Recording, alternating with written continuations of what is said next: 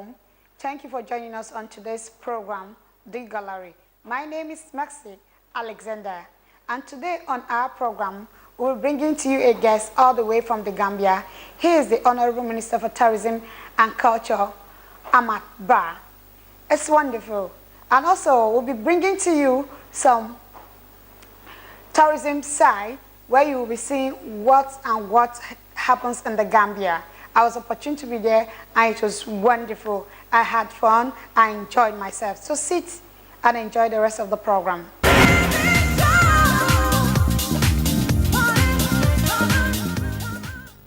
Hamad started his career as teacher at the Gambian College and later proceeded to a manager at Novotel Hall in Kotu. In 1996, 2001, and 2011, he was a presidential candidate and the leader of the National Reconciliation Party (NRP). Also, in 1997 to 2005, he was a National Assembly member for Upper Salem. Hamad N is now the current Minister of Tourism and Culture in President Adams Barrow's cabinet after he sworn in on 1st February 2017.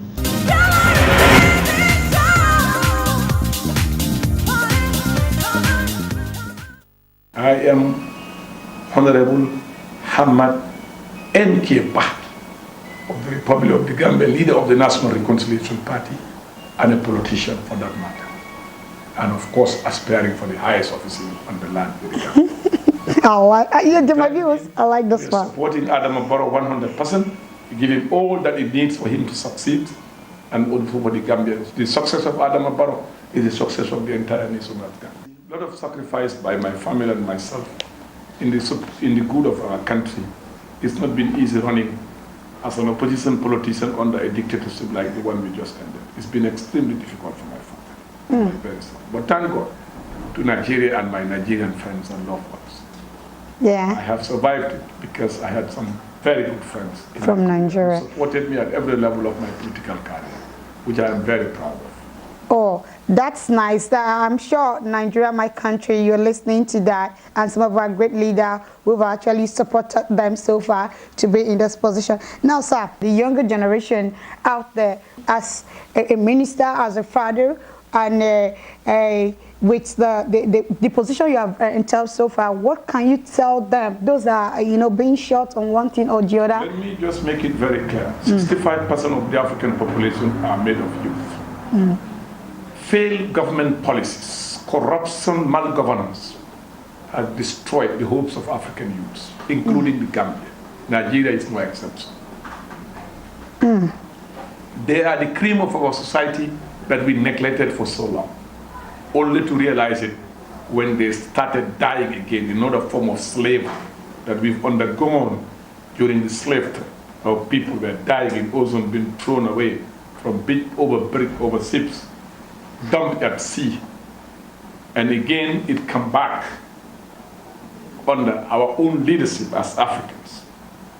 Our own youth are led to die. They lost hope. The system never catered for them, never took care of them. Very few privileged were given the opportunity to enjoy good schools. Public schools became bad, not good at all. You have to have money to be educated. They lost hope, became frustrated. Therefore, the only choice they had was to go through back way. Some of them went twatted, got even mad, because they have no hope for future. No proper government policies in place to help develop policies that will generate them the jobs, the profession that they need to be what they want to be tomorrow. Africans generally fail in that. And that's what we are seeing today. As a politician, I believe it's our number one responsibility is to make sure that our youths are counted and are brought on board. And the future is bright and hopes are there for them. Africa needs to revisit its policies, our culture, our tradition, values, our positive convention and folklores, norms we need to nurture. It is important that we develop that. That's the pride of Africa, for us to have great people like that from Nigeria coming to a small Wow. country like Gambia. Wow. It's a pride to us. Wow. Our culture is our strength. Our diversity is our strength. A country that lost culture is like a tree without roots. And I believe that anything done towards promoting that makes a difference in our life. Now, sir, after the stress of the day, with you attending to various people left and right, how do you relax I at the end don't of have time for relaxation. Oh my God. Not for now. No. I don't relax, not at all. So how do you cope in calming stress? I have to live with that for the time being until my country is set. We don't have that time for now. We don't. It's not part of my agenda to relax. As I live here, my home is full. In the morning, by the time I leave, it's full. When I come here, you saw the crowd. That's the way we live. We have to serve. It's a desperate nation looking for desperate solution for what we found on the ground. There is no time for relaxation. Wow, that's nice. Now, sir, let's talk about a little about those children, because while we're talking about youth. Let's talk about those children being neglected on the streets, because our program have a foundation called Renamezi Foundation. We're back in Nigeria, where we discover children on the street, giving them their primary education. And I think Gambia is not exceptional. What you have to say? There is no country in Africa that is without that problem. But first, we have to look at many areas. How do we get those children? And the first thing is, we need to look at our family planning system. Why do you have to bear 6, 8 children when you cannot care for 1 or 2? Number one. As a father or as a mother, you need to study that. We need to educate. Education is necessary for our comfort, for our existence. And key to that is family planning. It depends on what method we're going to engage. We want to take the Indian one or the African or any other one. But I think in the first place, we have to look at our birth. From there, we now look at the policies again. Because the government. Yes, we as a government, throughout Africa, we must make sure that what we get, the number of children are cared for. And how do we care for them? Create the facilities that are necessary to help them, their upbringing.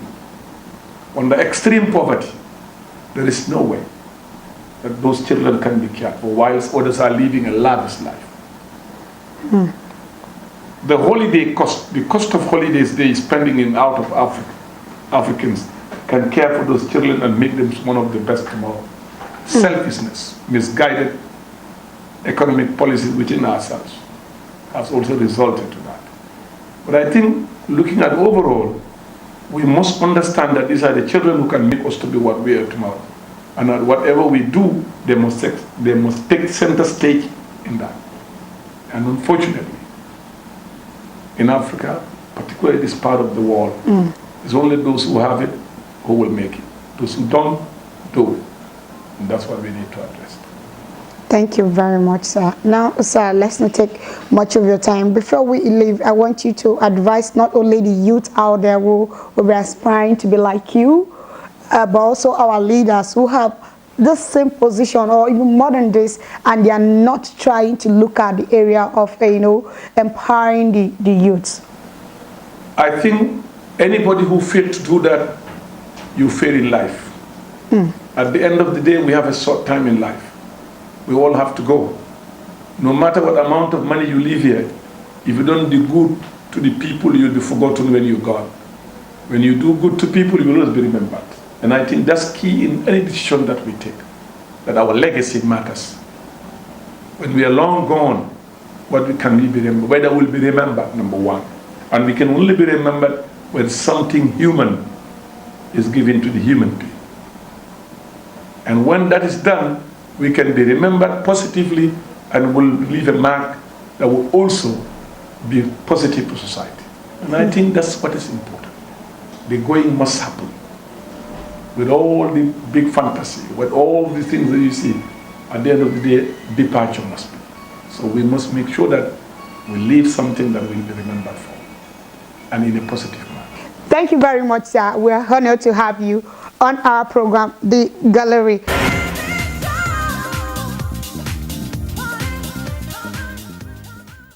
Gambia is one of the beautiful countries in West Africa that have a number of good tourism centers.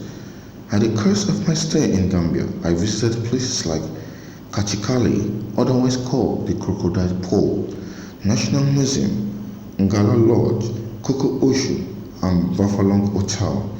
Is indeed one of the tourist centers in West Africa, if not the most.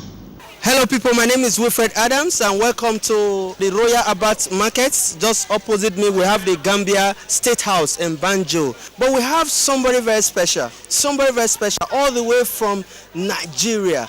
We've got the host of the gallery. It's a pleasure to have her, and of course the Gambia government through the Ministry of Tourism and Culture. Of course you can see GT board taking this lady around Abat Market. We're going to Kachikali, showing some historical places. But we are indeed very blessed. We've got the host right here, Mercy Alessandra. It's good to have you in Banjo. How are you doing? Very much. I'm fine. I'm happy. It's going to be an exciting day.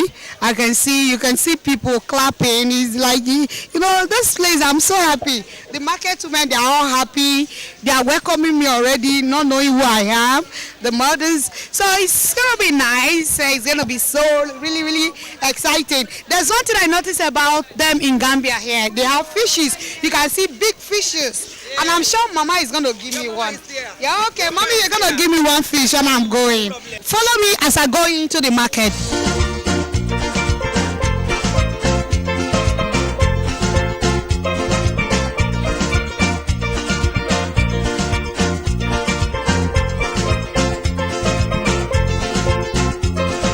This is your fish. You tell me the names of the fish so that my viewers will know. Yes, we have so many types of fish. Okay. Like this, we have this one. They say call it red snapper. Red snapper, huh? Yes, Red snapper. okay. This one. Yawal. Okay. Sompat.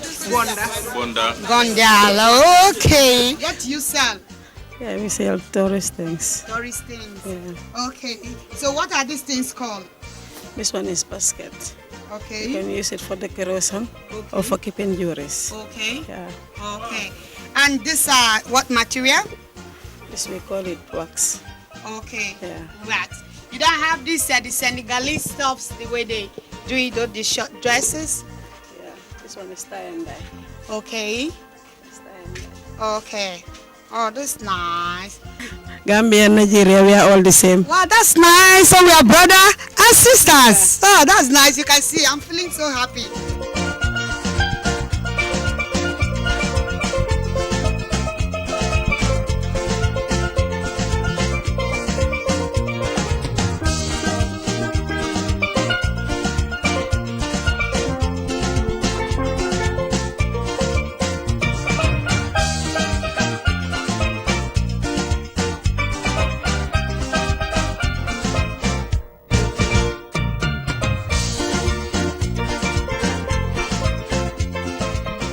All of them you may hear, teak wood, mahogany, and ebony wood, and the mango. Okay. Yeah, all of them you may in Gambia. Okay. It's made in Gambia.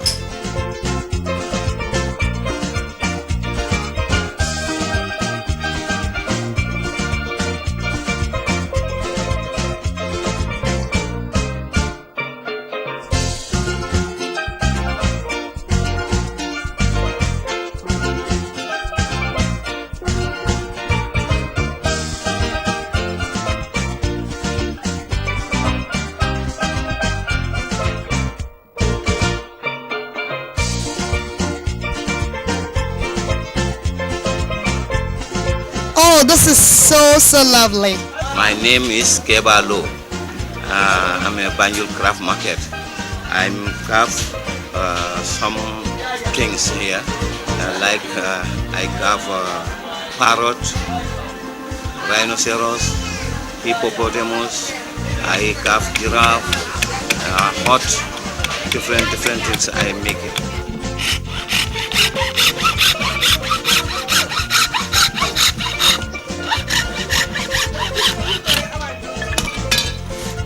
This. Wow. Meanwhile, he just finished doing this one. Now that many minutes. Yeah. What's this one called? Kingfisher. Okay, kingfisher. Yeah. Okay. They go to the sea and catch it. You don't see the bird who go to the sea and come down and catch the fish and.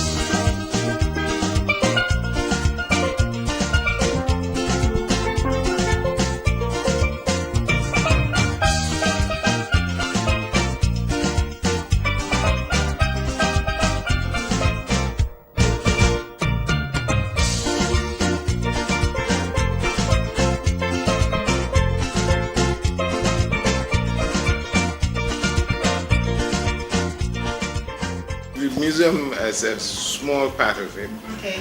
but you are within the premises of the Gambia National Museum. This is one of 7 museums under our purview, Okay. and this is the museum that feeds the other 6 museums. Wow. All the technical and professional expertise is here, and it is from here that we build exhibits and take to the other museums. As Director General for the National Center for Arts and Culture, I'm responsible for the preservation, promotion and development of arts and culture in general. The purpose of the museum is not just for the tourists. In fact, I think the museum is an educational center for all matters arts and culture. So the Gambians have a big stake. Emphasis that is placed on cultural tourism. Yes. And when it comes to cultural tourism, we are the people who are responsible for the cultural products. In fact, we rely on tourism to a very large extent for our survival. The tourists are our main paying clientele. Yes, I understand. Because the students they do come, but what they pay is very minimal.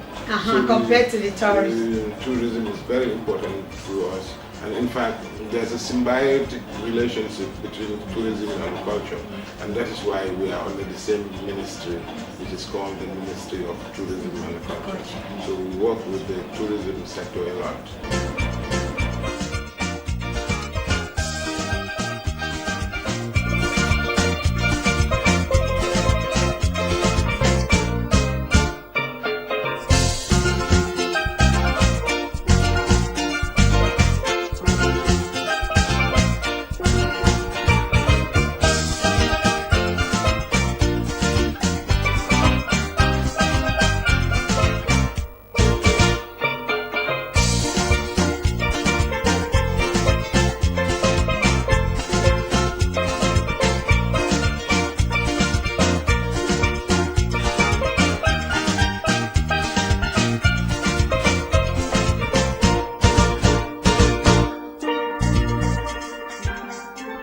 One of them have been, many years I've been keeping them. You know, this place is a very old place in the Gambia. Okay. It's more than 500 years.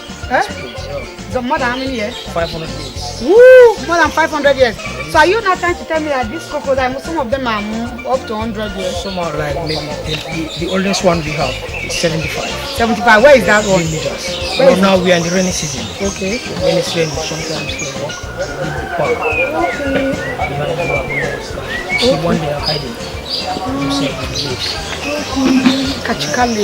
That's the name of this place. That's the name of this place. Kachikali. So when you go to this town, you see many boys and girls they are named after this place. Oh, Kachikali. And still people come here. It's not for only tourists. And it's the only place in the Gambia where you can chop crocodile. Yeah, I've seen. Touch it. You know the white one, that one is very difficult to come out. Because as I've told you, it's a spiritual place. That's why you don't see the white one. You don't see the white one? It's not only the white one give good love for blessing. The water.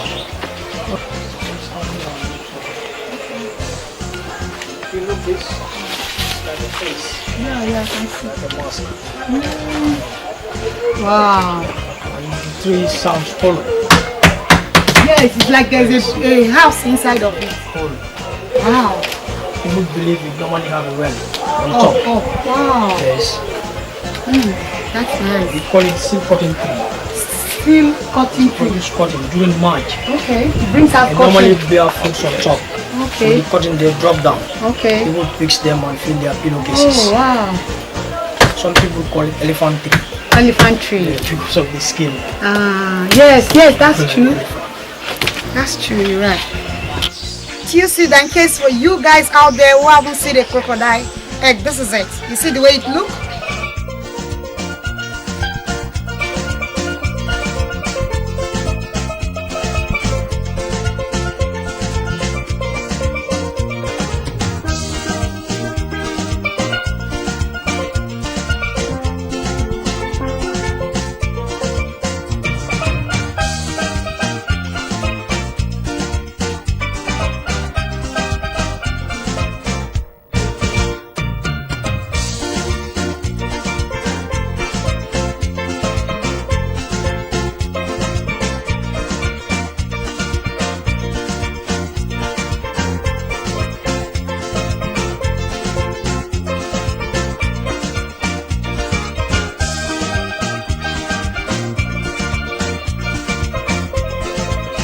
My viewers, right now I'm in Jembe Hotel, right in front of the ocean. You can see the view, and do you know what? Guess what? They gave me one of the best room here, B1, where I'll be sitting right in front of the ocean. Coming. Oh my God, this is my bed. This is my bed. Oh, I love this bed. Do you know I love white? And the white alone is something that I can't do without. This is sweet. Oh my God. We have the singular honor, privilege to have the manager of this particular beautiful place. Now he's about to transform this place. The new place, which is called Jembe Resort or Jembe, we call him Mr. Terry. Mr. Terry, it's good to have you on the gallery. How are you, sir? I'm very well, and I'm very honored to be working here and still back in the Gambia. You know, it was a good 3 years at my previous hotel. And now, you know, this is a young, vibrant, African-owned hotel. You know, and I think that makes a big difference. You know, after 28 years of being in the industry, I'm now at the peak where I know that I'm working for African-owned hotels. So everything I put back, it also go back straight into the community. And this is, I think, one of the most important thing. It's really that African for Africans and that support.